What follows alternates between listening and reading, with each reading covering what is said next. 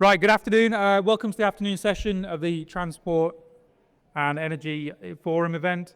I'll be taking over from Melanie, who did a sterling job this morning. I'm just going to take up a couple of minutes before I introduce our first speakers. So, firstly, I'd like to officially welcome you to the University of Warwick. I know your welcome this morning was a little different than perhaps we had expected. So I'm Ben Silverstone. I'm the head of skills policy and strategy at WMG. I know a number of you were booked on tours with us tomorrow, which Alec has already explained. We've unfortunately had to cancel due to further planned protests, which were going to be significantly larger than the one you had this morning. Our work is critical to the energy transition. We're deeply involved in battery research, which we've been doing for over a quarter of a century now. But all of our work is applied. We don't do pure research. Unlike most universities in this space, our work is entirely applied. And having looked through the agenda for today and all the wonderful things that are being covered, the one thing that concerns me more than anything is whether or not we make stuff. Okay, so we are at heart a manufacturing department, and thinking about things like the rules of origin coming in 2027, if we fail to make stuff, then all of the work that all of you are putting in here will be irrelevant. I was just reflecting on the fantastic presentation from the guys from the Motability. Can you imagine putting another $3,500 on top of each of the price of those cars if we fail to adhere to the rules of origin in 2027? So everything we're doing is critical, but we need to get that manufacturing piece. And those of you that saw me speak last year, I talk a lot about skills. Skills is my passion. I tend to live 5 years in the future, not what's happening now. And as this morning was kind of evident, we're still not getting the right skills into the workforce. It made me so proud to see young people stand up and shout about what they believe in. That's great. That's absolutely fantastic. It made me so disappointed that they actually got the wrong end of the stick, quite literally the wrong end of the stick, considering what they were complaining about. But that's on all of us. We're not setting up the next generation effectively to take this work forwards. That's on all of us, whether we're teachers, parents, whatever we do. That's on all of us. Skills are the problem for all of us. So I'm really excited to continue this conversation, and we're going to be moving forwards with that, and then we're going to start to explore what's coming in the future. And as we do so, you've got the link to the Vvox app. Please use it just to give your thoughts, your feedback on anything you see today, whether it's from the buffet, which I have to say I've worked here for 6 years and I've never seen a room clear a Warwick buffet before, so congratulations. Right the way through to the content of the presentations. This will inform the work that Alec and the team do over the coming years. And for those of you that are presenting this afternoon, I want you to think, and I want you to take this with you as we go, that behind every statistic, behind every bite of data that you guys are presenting today are people. Whether they are your users, whether they are the people installing your infrastructure, whether the people manufacturing bits, whoever they are people. And we cannot forget that, and we cannot forget your role in enabling society, not just enabling a carbon transition, which is a nebulous thing. This is all about enabling society. And the final thing, just because I've been asked to do so, for those of you looking to invest in Scotland, Scotland is open for business, you'll be pleased to know.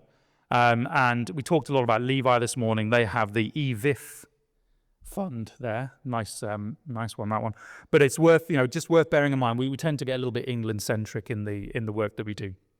So I'll be with you all afternoon, but the first speakers the afternoon will be looking at a roadmap to cheaper public charging. So I'd like to introduce Snigdha Tiruvuru. Sorry, I'm terrible with names. From char.gy. Snigdha, is Shayne with you as well? Yes. Yep. Shayne's up. Wow. Either side of me. So a roadmap to cheaper public charging.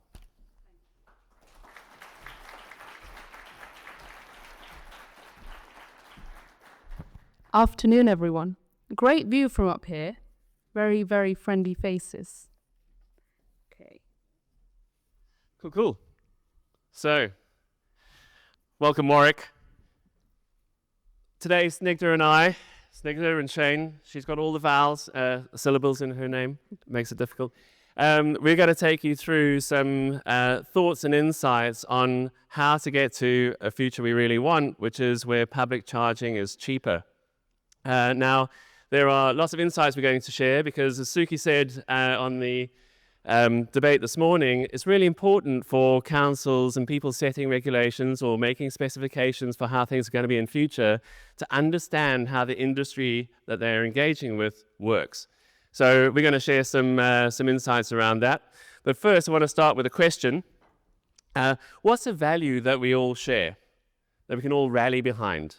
Doesn't matter whether you're young or old or rich or poor, left-leaning, right-leaning.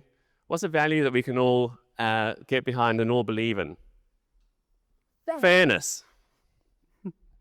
Now, in corporate speak, we call fairness equity or equitable distribution. You've worked really hard on your electric vehicle strategies or clean energy strategies over the last few years. And there is a word that comes up time and time again.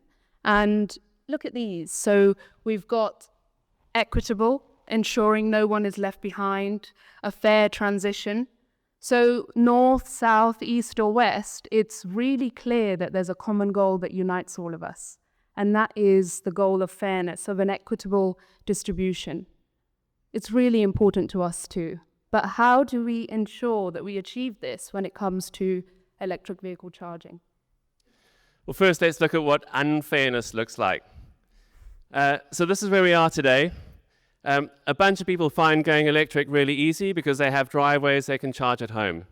Charging isn't a barrier for them. And what did Jonathan say this morning? Charging is a huge barrier for many of their customers going electric. And that's experienced by Chris over here. Who's Chris? Well, if you know Melanie and Jade from ZapMap, Chris is one of the characters in their pricing index, which explains different types of people and how they charge. And Chris is the person who doesn't have a home charge point and finds it difficult and expensive to charge. So we need to level the playing field. If we believe in creating fair networks and a fair society, we need to level the playing field between Chris and the other drivers. How do we do that? Well, that's what on-street charging is trying to achieve. But it needs to be delivered in a way that is super convenient to use, so charge points right outside your home, and affordable, so that Chris, although he doesn't have to spend money on a charge point, he's getting a fair value rate, which makes going electric cheaper for him than driving a petrol or diesel car. Okay, so now let's think about how your strategy scales. So let's go back to Ben's reminder. This is about people. So a good strategy is when you reach as many people as possible where they are. So the Chris's of this place, we've got 40% of Chris's roughly in the UK at the moment. So how do we get to all the Chris's wherever they are? They're not all clustered in one neighborhood. You've really got to achieve a network at scale. Now that's what we're trying to solve. But before we try to solve that, let's try to understand, what does Chris actually need at the moment? Cool. So what's the charging challenge that we are trying to address? Well, it's this. It's how does Chris use his car? What is Chris going to look like in future? So today, most of the EVs that have been sold have been premium cars. As Murray from Jaguar Land Rover said, even though they're premium car owners, kind of want to get into electric once it's kind of a mainstream thing. And them timing their entry into electric cars has been really a big issue for them, big strategic issue. So, but the mainstream is coming. So we're seeing much cheaper cars arrive on the market. The fantastic Renault 5, the Vauxhall Frontera at prices that are parity with their petrol and diesel equivalents. What do those cars look like? Well, they have smaller batteries than we're used to today, but that's okay because we actually drive less than we think we do, so about 6,000 miles a year. What does that mean for our charging behavior? So Chris's are going to need to charge once every 9 days, about 3 times a month, at 30 kilowatt hours a time. So not a lot of energy very often, but frequent access to those charge points. Now, this is a really, really important statement to remember. It's a fundamental statement when it comes to working with charge point operators, because this is what underpins the investment case that they come to you with. Now, there are two factors on the cost side. So you've got your CapEx and OpEx. CapEx are the building costs. So we're putting in charge points, we're using capital to deploy that charge point. And then we've got OpEx. That's your operating and maintenance costs in the duration of the contract. On the other side, you've got your revenue costs and revenue.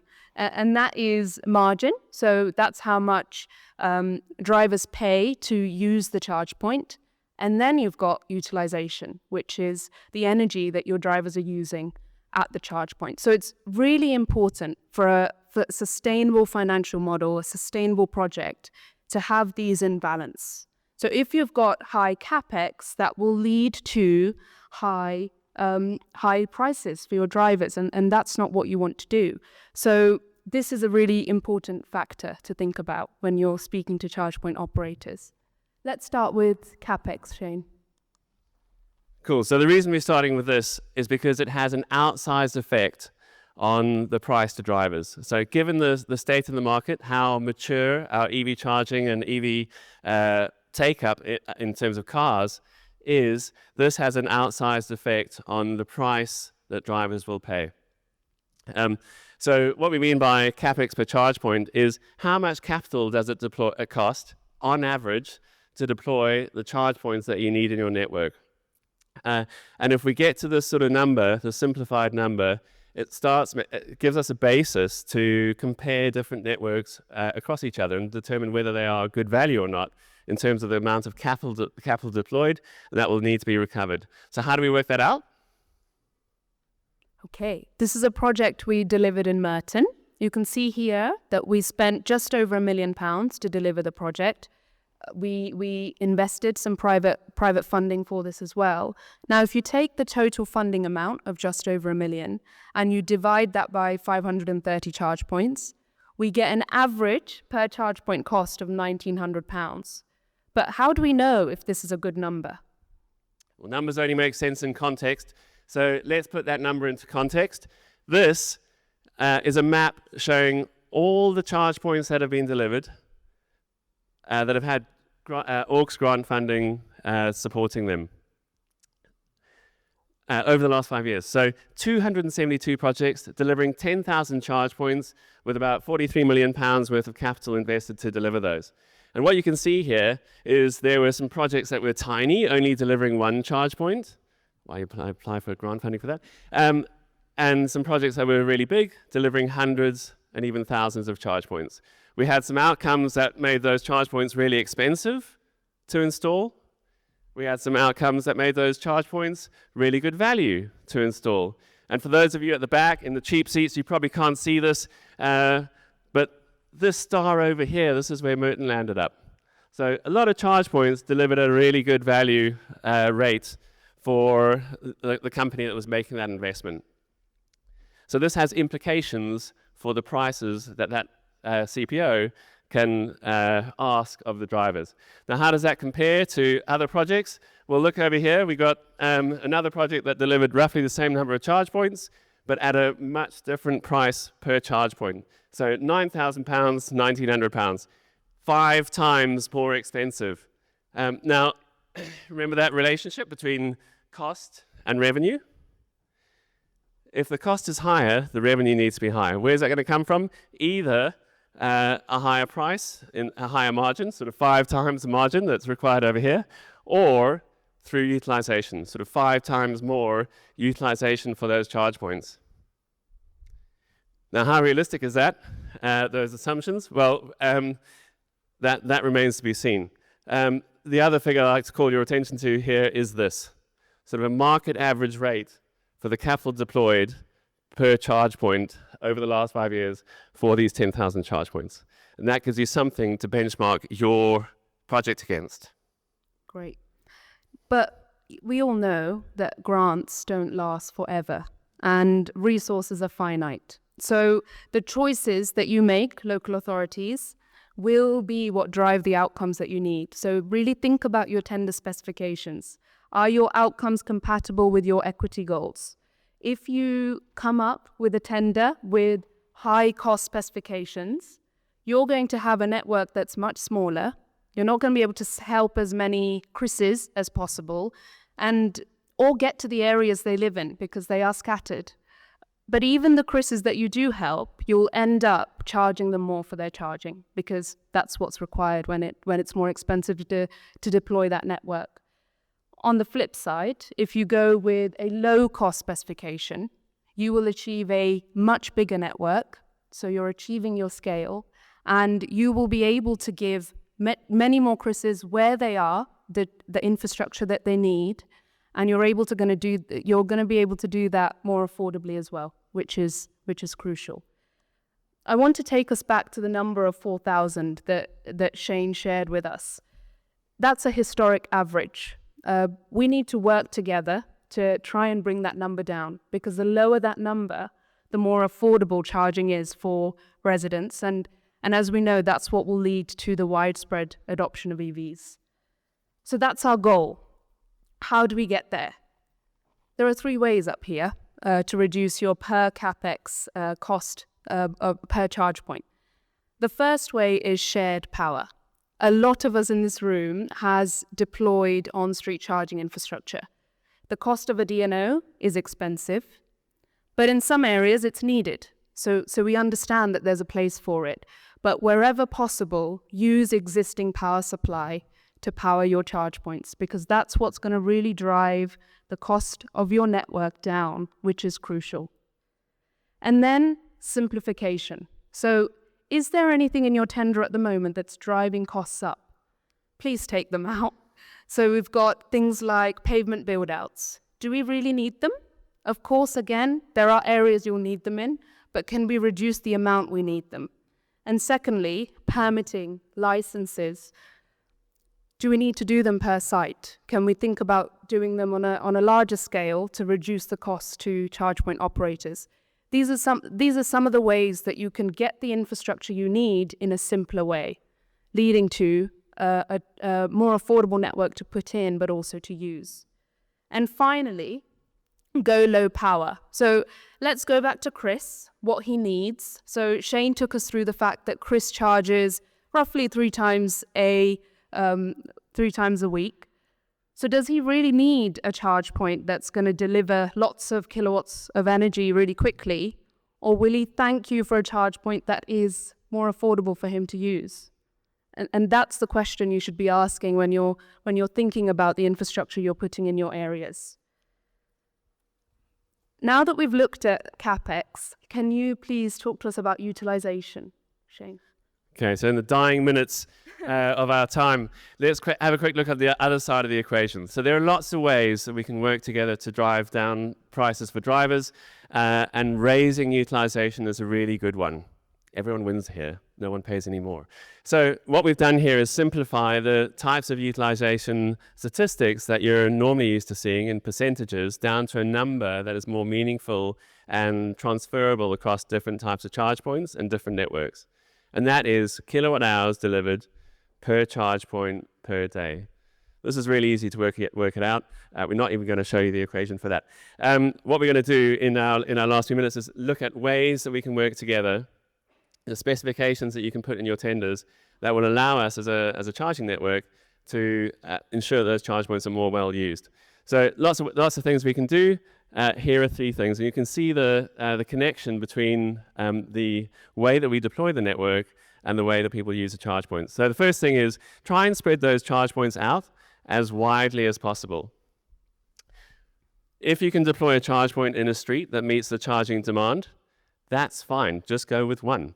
The minute you start clustering charge points, you start diluting the amount of kilowatt hours that are possible at their location over more charge points. And that makes puts pressure on prices. We know that we have to install charge points ahead of demand, but only just. So we want to give drivers confidence and deploy charge points in places where we think there is a need. But beyond that, we will respond to demand and indicators of demand where more charge points need to go. That's a much more efficient use of capital. When we deploy capital more efficiently, we can achieve better prices for drivers. And finally, parking access. Now, this is in your control as councils. And it's probably the single best thing you can do to improve utilization of charge points is turning those parking bays into charging bays. Not everywhere, but wherever you can, you will double, triple, quadruple the utilization of those charge points.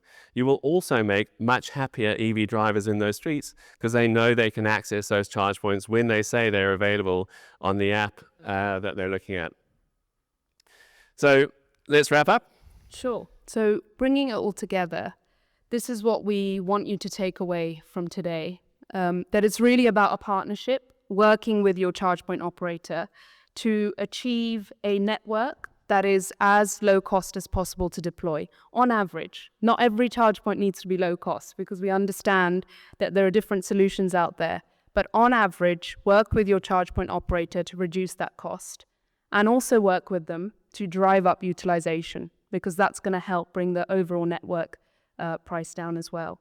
Because ultimately what you want to achieve is cheaper charging for your residents because that's what will enable the seismic shift towards electric vehicles. Thank you for listening.